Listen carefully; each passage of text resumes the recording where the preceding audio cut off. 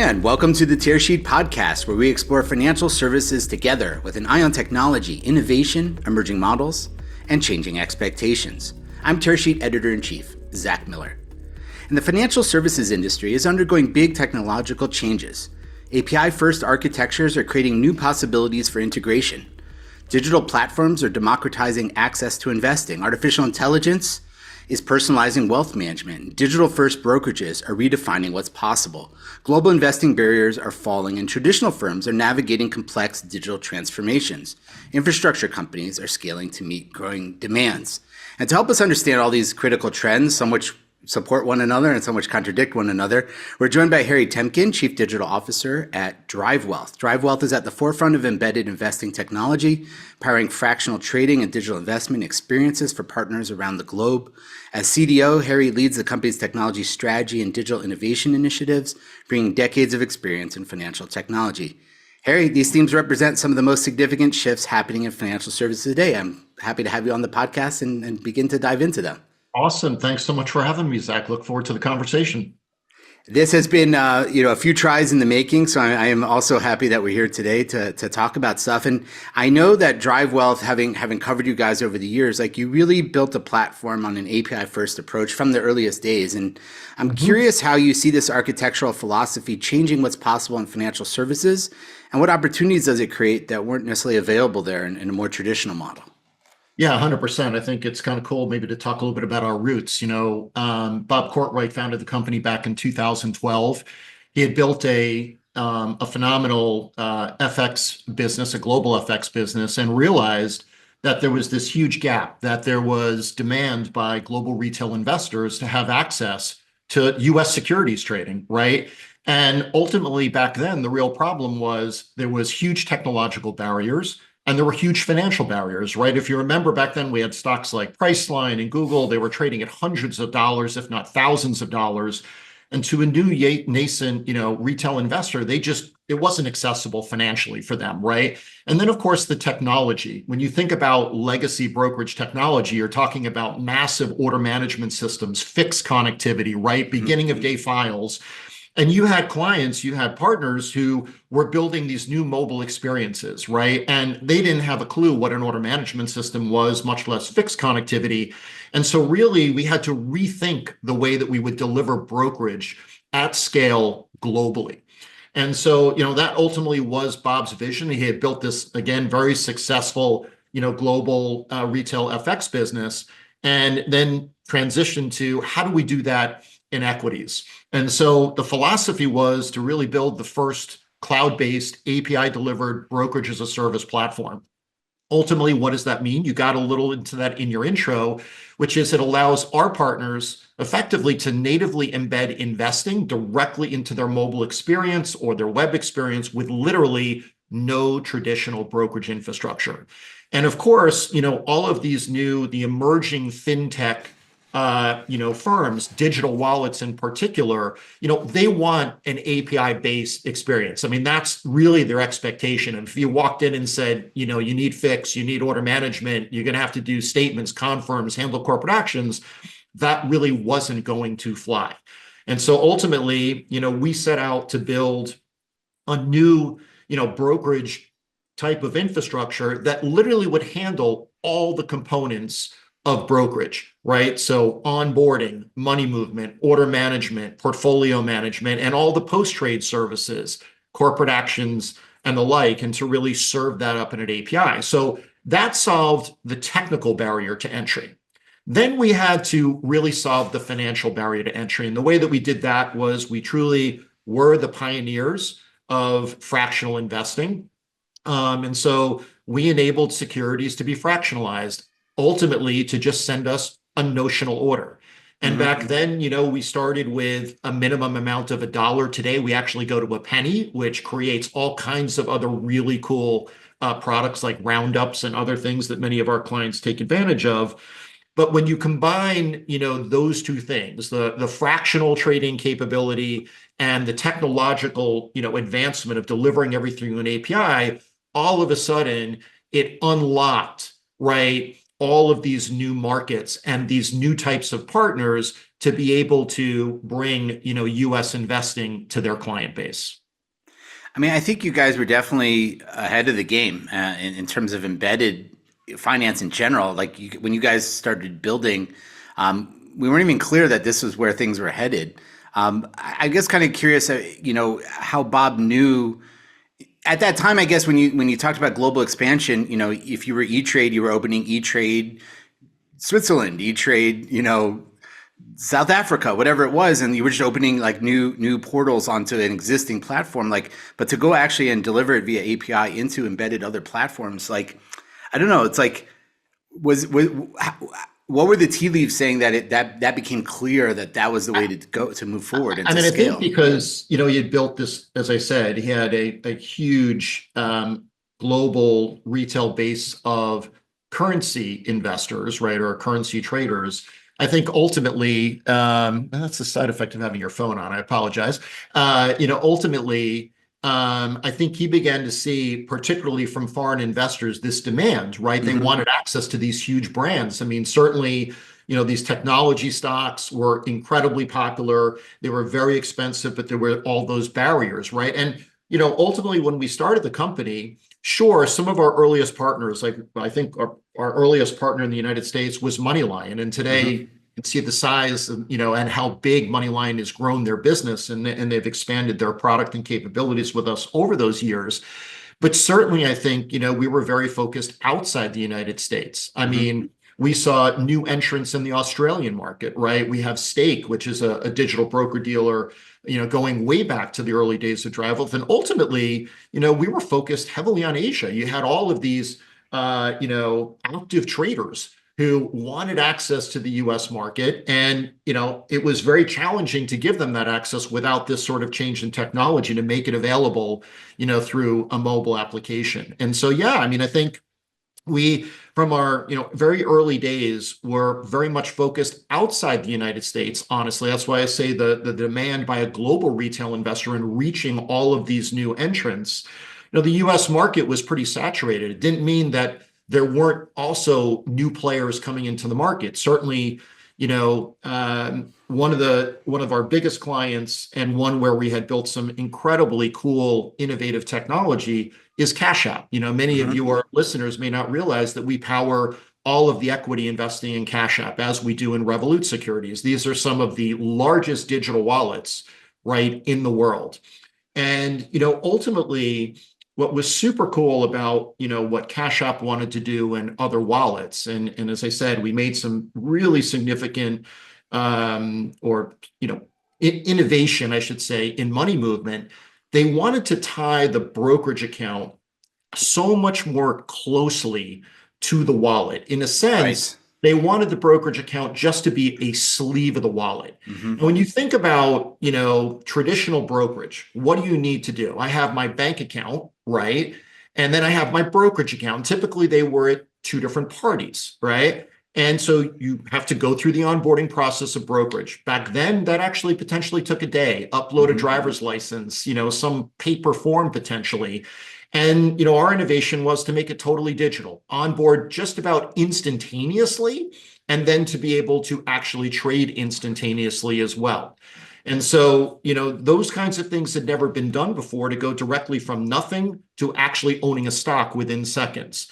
Now, sort of this tying together, right? The idea was, we want to actually have the digital wallet be the one account of record where all the money stays, right? I don't want to have the user again think about, wiring money or transferring money over to my brokerage account. And then I have a separate, if you will, buying power in the brokerage account.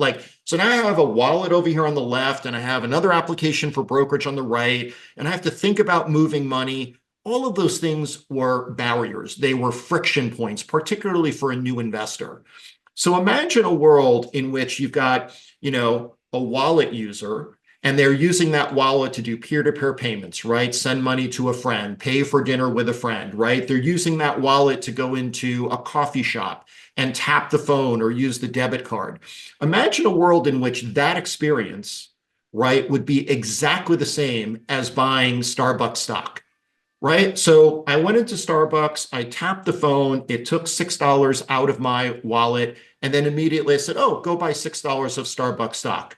The money just came out of the wallet. There was no, wait, I have to transfer money first. How much buying power do I have?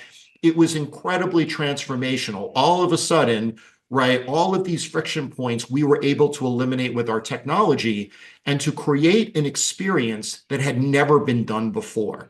And I think, for us at DriveWealth, that's always what it's been about when we think about digital innovation and brokerage. How do we take traditional analog brokerage and do something different, deliver it through an API, build something that hasn't been done to enable this really cool, unique experience that our partners want to bring to the marketplace? That's awesome. And as we're talking about unique experiences and the evolution of where technology is taking us, there hasn't been a conversation on this podcast over the past 18 months that hasn't included AI. And I'm curious from where you sit, how DriveWealth is thinking about AI, how impactful this may be to the current product, future product experience. Like how do you getting your hands around this? Yeah, I mean, I think it's a really interesting question. And honestly, for us, remember, we're really like the Intel model, right? We're the Intel chip Platform. inside, Mm-hmm. right? So, we create or enable the investing experience with our partners. And so now a lot of our partners certainly are engaging AI, right? Whether that's to, particularly in a managed account structure, right? To, build more efficient portfolios, more accurate portfolios for a client, based on their profile or how they onboard, and have that be more dynamic in terms of potentially rebalancing and those things. I think for us on the backside, certainly AI will help tremendously, around risk management, right? With respect to anti-money laundering, our monitoring of transactions through our platform, our customer service portal, right? In terms of how our partners engage with us, we can create much more efficient experiences with AI for our partners in terms of the way they work with us. So I think it's, there's both the back end and there's the front end, right? So when you think about a lot of our partners, I think, are beginning to think about and how do they utilize AI to bring a better investing experience to their customers.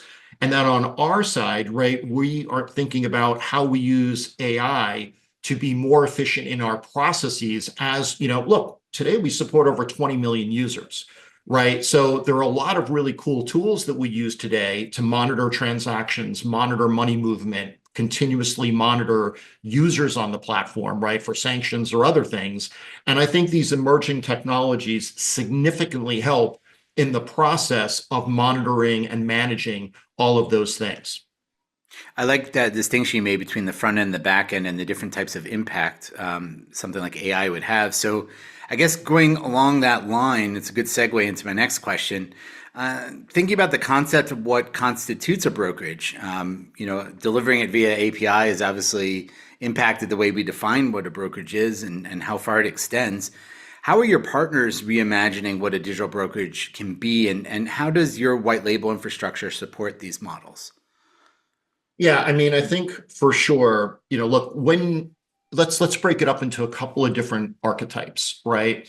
So I think for sure, and actually it's a good, why don't we take a second to talk about the kinds of clients that we service, then we Great. can get into a little bit of how they utilize the technology and so forth. So, one is obviously, as we've talked about, global digital wallets, Mm-hmm. right? It's one of our sweet spots. As I mentioned, we power Cash App, we power Revolut, we power Toss Securities in South Korea. So, we pretty much are powering some of the largest digital wallets around the world. Well, let me come back again, to what the digital technology provides for them. We also obviously cater to traditional broker dealers and asset managers who are making the move to digital, meaning they're investing in their infrastructure, right? They want to build a new digital experience for not just, a nascent retail investor, but even their high net worth investors, give them a whole new experience, give them better access to their advisor and what they can do within the application, right? We've always kind of been in the space of servicing digital robo advisors and some of the tools that we provide them. And then interestingly enough, what we're seeing now is you've got some of the big retail platforms coming into the space, right? Because when you look globally at some of the biggest retail platforms and their mobile experiences, they're going well beyond just a shopping experience, right? They're offering buy now, pay later. They're offering insurance products. They're offering banking products. We had that concept just a couple of years back of the super app, right? And a lot of these, companies are doing just that, right? They have a huge user base, right, that they want to continue to engage and to retain. And in order to do that, they need to continue to provide more services to that customer and to tie these capabilities all together into the other experiences that they already provide. So, as I said, those are the kind of the four archetypes that we serve. Now, let's talk a little bit about, the experiences that are created. As I said to you, with digital wallets, to me, it's one of the coolest experiences that we've been able to create, right? This ability to take a brokerage account and literally put it inside of a wallet as just a sleeve. I don't need to think about movement of money anymore. It's just another element of the wallet. And that experience of buying a cup of coffee or buying, $6 of Starbucks becomes exactly the same thing. But even more importantly, you can tie other really cool, innovative features. Right. This is where it gets really interesting. Right. Yeah. So, one of the biggest, things that we've seen to draw users in and to engage a user is the roundup, right? And so every time you swipe the card, the remainder up to the nearest dollar gets immediately invested in, a stock of choice, right? Imagine, as you go down, as the, that excuse me, continues to be enhanced. Imagine a world in which we can actually recognize what you bought with your card. I went into McDonald's and I bought a hamburger. We can round that up into McDonald's stock, right? I walked into, I went into a Starbucks, right? And I bought a cup of coffee. I rounded up the remainder into a Starbucks stock. So imagine being able to code against the transaction code, understanding where you purchase something, and if it's a public company, to be able to do that. Now, there are companies today who actually have that software that does that, right? Particularly in the rewards field, right? Exactly right. Yeah. So you've got rewards, bonuses. I mean, I always have felt that at some point, credit card companies, instead of cash back, would do stock back rewards, right? So I think there's going to be an evolution here of how you can continually tie, investing against spending and the like. I actually always, when we kind of pitch clients about the beauty of roundups, I talk about the balance between spending and investing, right? The most important thing for a young investor is beginning the investing journey, the savings journey. I was just talking to my oldest daughter who is out of graduate school and has her first job and has started putting money away in her 403b. And I told her, maximize it, right? Like right now she's living with us until a year out where she does once a year. So I'm like, you don't have rent. I want you to take that money and maximize your 403b because you will see what a difference it makes if you start now. And so the roundup to me is super cool because, if I go into a store and I buy whatever, it doesn't matter, right? I spend $10.40. The other 60 cents, which rounds me up to 11. Did I notice that? No. What's the difference between 10.40 and 11? But all of a sudden I put 60 cents away. Now, a lot of our listeners here might say, well, geez, 60 cents, what's that going to do? In my account alone, I've done, on my Cash App account, that is, I've already done well over 1,000 roundups. I've been putting the money into an NVIDIA. And even though, yes, we've had, some really big swings in the market, I've amassed $500 in NVIDIA. Okay, return and roundups that I never felt. I didn't even realize it had no impact on my digital wallet. Like I didn't see all of a sudden double the money disappear, but I've already amassed $500 in investing. That's the power, right, of a roundup, particularly for a young investor, is it gets their journey started with no real financial impact to them. And that's the cool thing. And honestly, what we've seen is a huge percent of users that use roundups on any of the platforms end up actually going on to becoming a self-directed investor. Like they then go do their own trading, right, in the account. So it's an incredible engagement tool, a retention tool. And as we talked about before, I think you're going to continue to see those types of tools evolve, whether that's stock back reward or the like. And it's all made possible because of the technology of having, ease of integration and a fractionalization engine that allows you to trade any stock for as little as a penny. So it sounds almost like you're saying once you've gotten over that technological hurdle of not having a separate bucket for your brokerage account, and it's integrated into a say a wallet experience, and you're tying together brokerage experiences into your core experiences, then brokerage is something you don't go to, and it's something that kind of happens in the background. There's a passive role of brokerage now. It's both, right? Yeah. It's passive and active. So every time that I'm doing something in the app, if I buy something, there's this passive investing that's happening continuously. But then it's right there, as I said, that experience of not having to think about how much buying power is over there, how much. Think about a young investor, and you ask them to segment their money. They're scared to death to do this because they feel like they need all their money in their checking account right now. But in that wallet, right, the fact that they don't have to segment anything, and every time they do something, they're getting a little bit of investing, and then they realize, oh, I can spend $5 on something, $10 of something, and 6 months later, they've amassed, so much more money. I want to take a second and just swing back. We had talked about the difference in the archetypes and how they utilize the technology.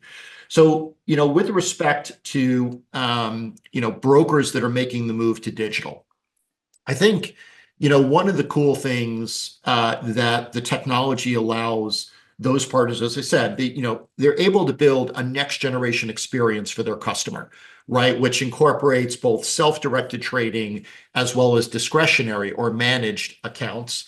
But more importantly, it allows them to tie together, right, banking in a way that wasn't possible before.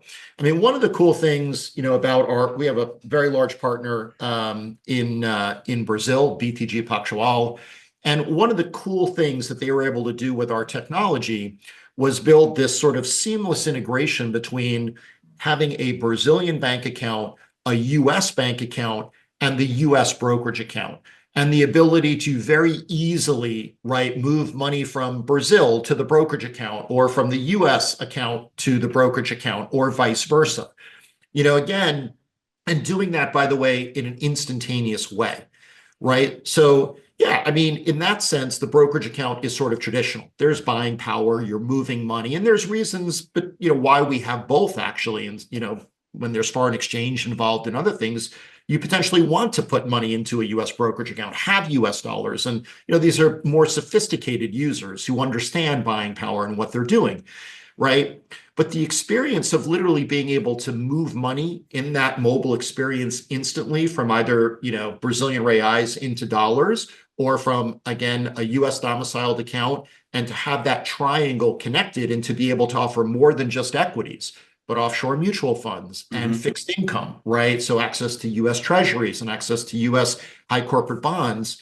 That's what they're able to do now, right? If you think about traditional brokerage, I mean, again, client has to not figure out, but they know what to do, but still they have to wire money, right? They have to convert money. They have to go to the bank. It's manual process. It's an in-person process, right? And then, pick up a phone and place an order. Honestly, that's what we're talking about. That's still a world in which it's very analog. And so these companies are making investments in their technology to move to this really incredible digital experience. And again, that's because of what we've built with our technology stack. Harry, I want to shift gears a little bit and talk about less about product and more about platform. We've spoken to a lot of what I think of the best, let's call it like fintech 2.0, the leaders, the Brexes and the Plaids and these types of companies, about the scaling that they've experienced over the few years, almost remaking themselves, a couple times along the way. I'm curious at DriveWealth, and as you've grown, what have been some of the most significant challenges in scaling your technology and your infrastructure to support more partners and transactions? Well, I'll tell you, I think, the beauty of DriveWealth is we started from scratch, right? We really didn't have legacy infrastructure. We literally started the platform in AWS in the cloud. And I have to tell you, back in, it took us about 2 years to get our full carrying licenses. So, company started in 12 and we kind of really then, got the licenses in 14 and began the build out of the tech stack and really, had gone to market and started having our first clients, say 14 and 15. And so, I mean, I remember those days, and I actually remember sitting on a panel, I think at Thomson Reuters with traditional brokers. And here I was at DriveWealth, and I literally remember saying, we literally can run the entire broker dealer from a MacBook. Now, think about how cool that was, right? It was all dials and gauges in Amazon.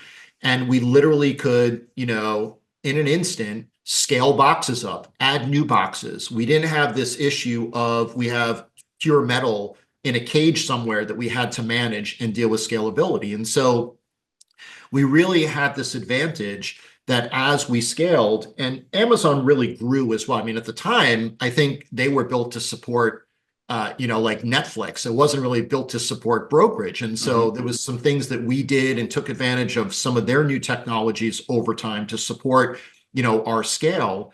But really the beauty of living in the cloud from day one was exactly that. On demand, we could add more boxes, we could add capacity to handle the number of users, right? And we could burst boxes if we saw heavy transaction rates. Remember, back then we were still on T3. We hadn't even gone to T2 yet, much less T1. Right.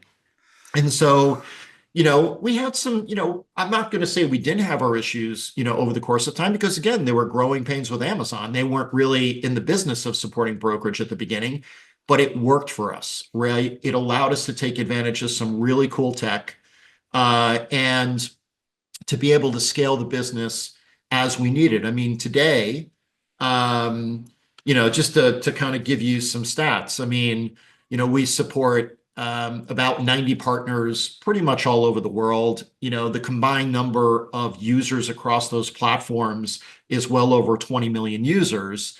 And, we support, quite frankly, not just, new sort of digital fintech, but we also support brokers with traditional fix, right? And the way we've enhanced that is we've built out infrastructure at NY4, so we're co-located with everybody else, very high speed capacity and efficiency.